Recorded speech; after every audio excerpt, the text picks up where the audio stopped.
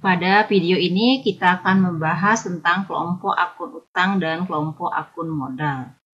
Kelompok akun utang secara garis besar dibedakan menjadi 3 golongan akun, yaitu akun utang jangka pendek, utang jangka panjang, dan utang lain-lain. Sekarang kita bahas yang utang jangka pendek dulu. Utang jangka pendek adalah utang yang harus dilunasi dalam waktu tidak lebih dari 1 tahun. Utang jangka pendek terdiri dari utang usaha, yaitu utang yang muncul akibat adanya transaksi pembelian barang atau jasa secara kredit. Jadi sini perusahaan selaku pihak pembeli memiliki utang usaha jika melakukan transaksi secara kredit, transaksi pembelian barang jasa secara kredit. Berikutnya ada utang wesel tergolong pada utang jangka pendek, yaitu sama seperti tadi, transaksi ini terjadi secara kredit namun disertai dengan perjanjian tertulis. Berikutnya ada utang beban, yaitu utang karena perusahaan sudah mendapatkan manfaat tetapi perusahaan belum membayar. Seperti contohnya utang gaji karyawan, misalnya perusahaan sudah menggunakan karyawan dalam kegiatan operasional perusahaan, tetapi karena suatu dan lain hal belum bisa membayar gaji karyawan sesuai dengan waktunya, sehingga timbullah yang namanya utang gaji. Atau juga pada saat perusahaan menggunakan air dan listrik, seharusnya sudah membayar tapi belum bisa membayar, sehingga timbul yang namanya utang listrik dan air. Bisa juga perusahaan saat meminjam uang di bank, seharusnya sudah membayar utang berikut dengan bunganya, tetapi perusahaan belum bisa membayar sehingga timbul yang namanya utang bunga. Berikutnya yang tergolong lagi utang jangka pendek adalah pendapatan diterima di muka. Misalnya perusahaan itu berupa perusahaan jahit ya, menerima terlebih dahulu uang sebelum menyelesaikan jahitan. Itu namanya pendapatan diterima di muka.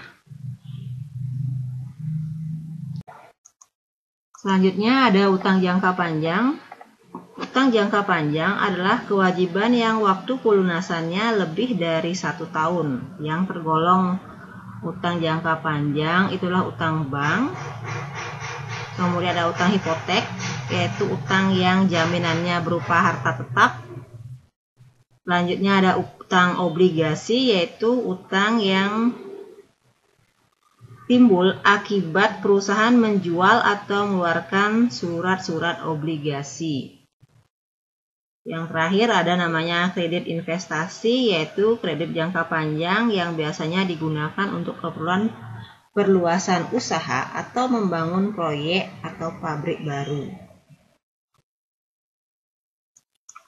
Berikutnya ada golongan akun utang lain-lain. Contohnya ada 2, yaitu uang jaminan yang diterima dari pelanggan dan utang kepada pemegang saham. Nah, itu tadi penjelasan tentang kelompok akun utang. Selanjutnya kita beralih pada kelompok akun modal ya.